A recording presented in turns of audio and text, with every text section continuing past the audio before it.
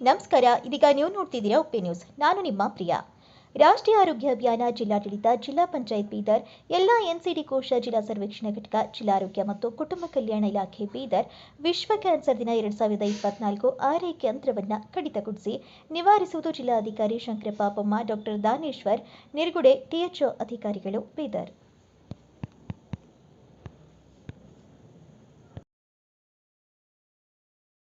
Doctor Dilip Dongre sir ಅವರಿಗೆ DSS ಅವರು ಹೂವು ಚುಕ್ಕುಳದ ಮೂಲಕ ಸ್ವಾಗತವನ್ನು ಕೋರಬೇಕೆಂದು ಕೇಳ್ತಾರೆ. ಅದೇ ರೀತಿ DLS ಸರ್ ಆದಂಥ ಡಾಕ್ಟರ್ ಕಿರಣ್ ಪಾಟೀಲ್ ಸರ್ ಅವರಿಗೂ ಕೂಡ DSS ಅವರು ಹೂವು ಚುಕ್ಕುಳೋದ್ರ ಮೂಲಕ ಸ್ವಾಗತವನ್ನು ಕೋರಬೇಕೆಂದು ಕೇಳಿಕೊಳ್ತೇನೆ. ಅದೇ ರೀತಿ DMO ಸರ್ ಅವರಿಗೂ ಕೂಡ ನೀವು ಕೊಟ್ಟಿಲ್ಲ ಅವರಿಗೂ ಕೂಡ ಹೂವು ಚುಕ್ಕುಳೋದ್ರ ಮೂಲಕ ಸ್ವಾಗತ ಕೊಡಬೇಕೆಂದು ಕೇಳ್ಕೊಳ್ತೇನೆ. ಅದೇ ರೀತಿ ತಾಲೂಕು ಆರೋಗ್ಯ ಅಧಿಕಾರಿಗಳಾದ ಡಾಕ್ಟರ್ ಸಂಗಡಿ ಸರ್ ಅವರಿಗೂ ಕೂಡ ಹೂಗುಚ್ಚ ಕೊಡೋದ್ರ ಮೂಲಕ ಸ್ವಾಗತವನ್ನು ಕೊಡಬೇಕೆಂದು ಕೇಳ್ಕೊತೇನೆ. ಅದೇ ರೀತಿ ಇವತ್ತಿನ ರ್ಯಾಲಿ ಕಾರ್ಯಕ್ರಮದಲ್ಲಿ ಪಾಲ್ಗೊಳ್ತಕ್ಕಂಥ ಎಲ್ಲ ಕಾರ್ಯಕ್ರಮ ಅಧಿಕಾರಿಗಳಿಗೂ, ಎಲ್ಲ ಅಧಿಕಾರಿ ಹಾಗೂ ಸಿಬ್ಬಂದಿ ವರ್ಗದವರಿಗೂ ಹಾಗೂ ಪತ್ರಿಕಾ ಮಾಧ್ಯಮದವರಿಗೂ ಹಾಗೂ ಪೊಲೀಸ್ ಅಧಿಕಾರಿಯವರಿಗೂ ಹಾಗೂ ನರ್ಸಿಂಗ್ ಹಾಗೂ ಡೆಂಟಲ್ ಕಾಲೇಜಿನ ಎಲ್ಲ ವಿದ್ಯಾರ್ಥಿನಿಯರಿಗೂ ಕೂಡ ಹಾರ್ದಿಕ ಸುಸ್ವಾಗತವನ್ನು ಕೋರುತ್ತಾ ಇವತ್ತಿನ ಈ ಜನಜಾಗೃತಿ ರ್ಯಾಲಿ ಕಾರ್ಯಕ್ರಮಕ್ಕೆ ರಿಬ್ಬಿನ್ ಕತ್ತರಿಸುವ ಮೂಲಕ ಮಾನ್ಯ DSS ಅವರು ಉದ್ಘಾಟನೆ ಮಾಡಬೇಕೆಂದು ಕೇಳಿಕೊಳ್ಳುತ್ತೇನೆ.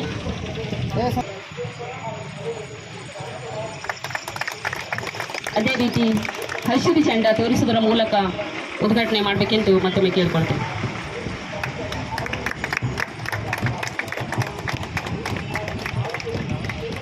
ಇವಾಗ ರ್ಯಾಲಿ ಕಾರ್ಯಕ್ರಮಕ್ಕೆ ಚಾಲನೆಯನ್ನು ಕೊಡಬೇಕು.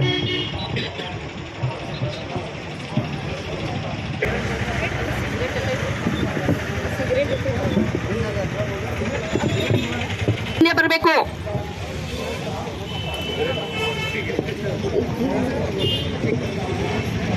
ಸಿಬ್ಬಂದಿಗಳು ಸಿಗರೇಟ್ ಅನ್ನು ತೆಗೆದುಕೊಂಡು ಮುಂದೆ ಬರಬೇಕು. ಒಂದೆರಡು ಮಾತಾಡಬೇಕೆಂದು ಕೇಳ್ಬೋದು.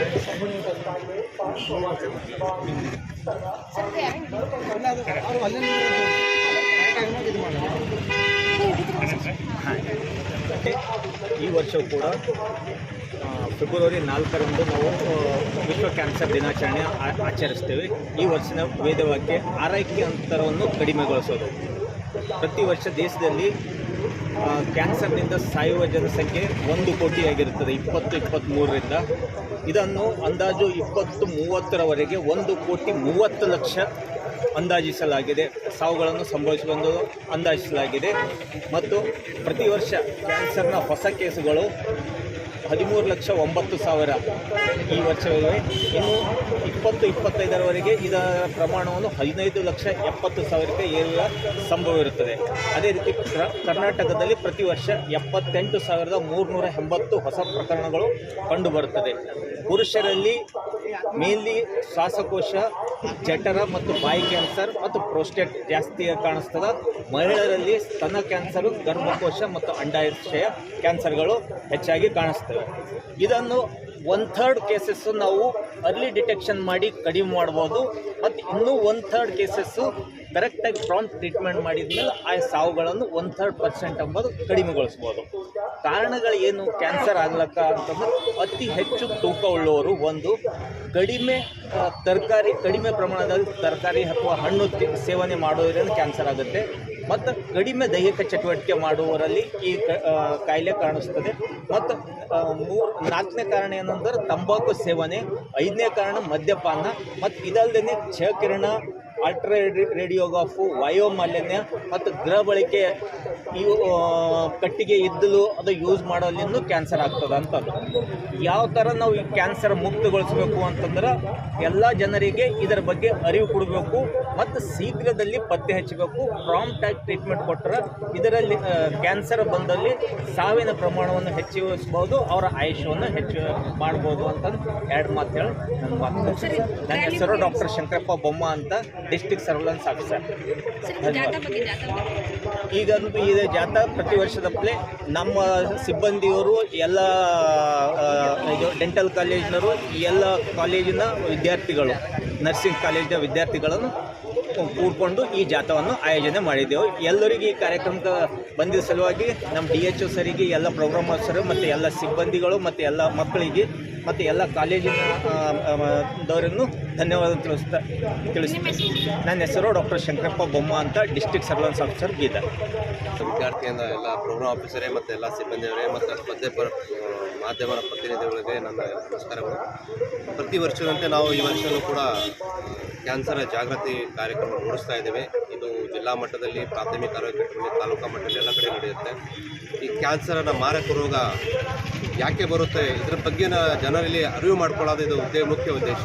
ಕ್ಯಾನ್ಸರ್ ಬರದಂಗೆ ನೋಡ್ಕೋಬೇಕು. ಕ್ಯಾನ್ಸರ್ ಬಂದಿದ ಮೇಲೂ ಕೂಡ ಯಾವ ಥರ ಚಿಕಿತ್ಸೆ ತಗೋಬೇಕು, ಯಾವ ಥರ ಫಸ್ಟ್ ಸ್ಟೇಜಲ್ಲಿ ಡಿಟೆಕ್ಷನ್ ಮಾಡಿಬಿಟ್ಟು ನಾವು ಚಿಕಿತ್ಸೆನ ಪಡಿಬೋದು. ಇದರ ಮೂಲ ಉದ್ದೇಶ ಈ ರ್ಯಾಲಿಯಲ್ಲಿ ಮತ್ತು ಸಮಾಜದಲ್ಲಿ ಜಾಗೃತಿ ಮಾಡೋದು. ಕ್ಯಾನ್ಸರ್ ಯಾಕೆ ಬರ್ತಾ ಇದೆ ಅಂದರೆ ನಾವು ಜನರಲ್ಲಿ ತಿಳ್ಕೋಬೇಕು. ನೀವು ನಮ್ಮ ಆಹಾರ ಪದ್ಧತಿ, ನಮ್ಮ ಲೈಫ್ ಸ್ಟೈಲು ಎಲ್ಲ ಬಾಡಿ ಚೇಂಜ್ ಆಗಿದೆ. ನಾವು ಮೊದಲು ಹೆಂಗಿರ್ತಾ ಇದ್ದೀವಿ ಭಾಳಷ್ಟು ಚೇಂಜ್ ಆಗಿದೆ. ವಾಯುವಲ್ಲಿ ಮಾಲಿನ್ಯ, ನಮ್ಮ ಆಹಾರದಲ್ಲಿ ಮಾಲಿನ್ಯ, ನೀರಲ್ಲಿ ಮಾಲಿನ್ಯ, ಈ ಕೆಲವು ಕಾರಣದಿಂದ ಮತ್ತು ನಾವು ಪ್ರಕೃತಿ ರೂಪದಲ್ಲಿ ನಾವೇ ಅಡಾಪ್ಟ್ ಮಾಡ್ಕೊಂಡಿದ್ದೀವಿ. ತಂಬಾಕು ಸೇವನೆ ಆಗಲಿ, ಸಾರಾಯಿ ಆಗಲಿ, ಇನ್ನಿತರ ತಂಬಾಕು ರಹಿತ ನಾವು ತಂಬಾಕು ಸಹಿತ ಪದಾರ್ಥ ತಗೋತಾ ಇದ್ದೀವಿ. ಇದರಿಂದ ಬಾಯಿ ಕ್ಯಾನ್ಸರ್ಗಳು ಆಗಲಿ, ಹೊಟ್ಟೆ ಕ್ಯಾನ್ಸರ್ಗಳು ಆಗಲಿ, ಲಿವರ್ ಕ್ಯಾನ್ಸರ್ ಆಗಲಿ ನಾವು ಇತ್ತೀಚೆಗೆ ನೋಡ್ತಾ ಇದ್ದೀವಿ. ಹೆಂಗೆ ಒಂದು ಜನರೇಷನಲ್ಲಿ ಹುಡುಗರಲ್ಲಿ ಕೂಡ ಈ ಆಹಾರ ಪದ್ಧತಿಯಿಂದ ಲಿವರ್ ಕ್ಯಾನ್ಸರ್ಸ್, ಲಿವರ್ ಫೇಲ್ಯೂರ್ ಪೇಷಂಟ್ಸನ್ನು ಭಾಳ ನೋಡ್ತಾ ಇದ್ದಾರೆ ಜಿಲ್ಲಾ ಆಸ್ಪತ್ರೆಯಲ್ಲಿ, ನಮ್ಮ ಆಸ್ಪತ್ರೆಯಲ್ಲೂ ಕೂಡ. ಸೊ ಇದಕ್ಕಾಗಿ ಜನರಲ್ಲಿ ನಾನು ಮನವಿ ಮಾಡ್ಕೊತೀನಿ, ಯಾವುದು ರೋಗ ಬರೋಕ್ಕಿಂತ ಮುಂಚೆನೇ ಅದು ಯಾಕೆ ಬರುತ್ತೆ ಅಂತ ಇದ್ರ ಬಗ್ಗೆ ನಾವು ತಿಳ್ಕೊಂಡು ನಮ್ಮ ಆಹಾರ ಪದ್ಧತಿನ ಮತ್ತು ನಮ್ಮ ಲೈಫ್ ಸ್ಟೈಲನ್ನ ಚೇಂಜ್ ಮಾಡಿಕೊಂಡ್ರೆ ನಾವು ಆಯುಷ್ಯನ ಇನ್ನೂ ಹೆಚ್ಚು ಮಾಡಬೇಕು ಅಂತ ನಾನು ಎಲ್ಲ ಜನರಲ್ಲಿ ನಮ್ಮ ಮಾಧ್ಯಮ ಮುಖಾಂತರ ಎಲ್ಲರಿಗೆ ಮನವಿ ಮಾಡ್ಕೊತೀನಿ. ನನ್ನ ಹೆಸರು ಡಾಕ್ಟರ್ ಜ್ಞಾನೇಶ್ವರ್ ನಿರ್ಗುಡೆ ಅಂತ. ನಾನು ಜಿಲ್ಲಾ ಆರೋಗ್ಯ ಮತ್ತು ಕುಟುಂಬ ಕಲ್ಯಾಣ ಅಧಿಕಾರಿಗೆ ಸೇವೆ ಸಲ್ಲಿಸ್ತಾ ಇದ್ದೀನಿ. ಧನ್ಯವಾದ.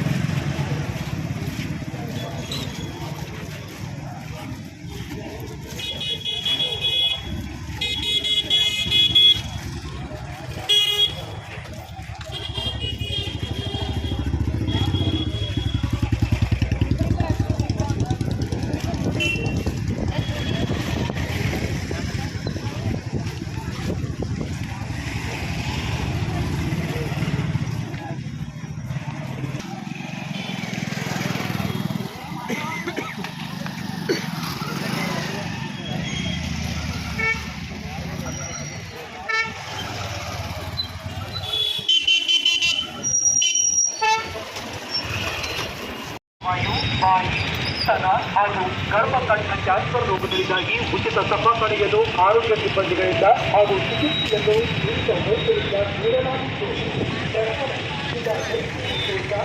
ಸರ್ವೇಶ್ವರಾತ್ಮಕ ಜಿಲ್ಲಾ ಆರೋಗ್ಯ ಮತ್ತು ಕುಟುಂಬ ಕಲ್ಯಾಣ ಇಲಾಖೆ ರಾಷ್ಟ್ರೀಯ ಪೌರ ಸಾಂಕ್ರಾಮಿಕ ರೋಗಗಳ ನಿಯಂತ್ರಣ ಹಾಗೂ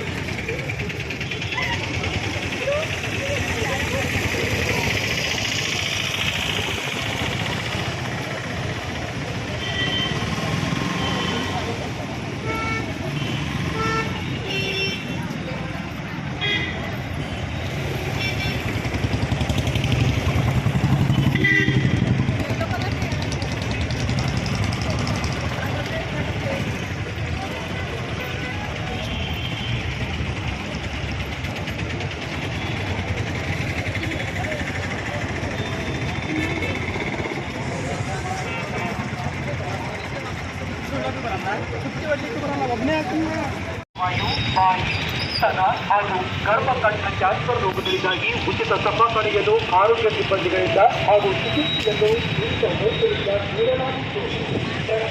ಜಿಲ್ಲಾ ಜಿಲ್ಲಾ ಸರ್ವೇಶ್ವರಾತ್ಮಕ ಜಿಲ್ಲಾ ಆರೋಗ್ಯ ಮತ್ತು ಕುಟುಂಬ ಕಲ್ಯಾಣ ಇಲಾಖೆ ರಾಷ್ಟ್ರೀಯ ಪೌರ ಸಾಂಕ್ರಾಮಿಕ ರೋಗಗಳ ನಿಯಂತ್ರಣ ಹಾಗೂ ತಡೆಗಟ್ಟುವಿಕೆ ಕಾರ್ಯಕ್ರಮ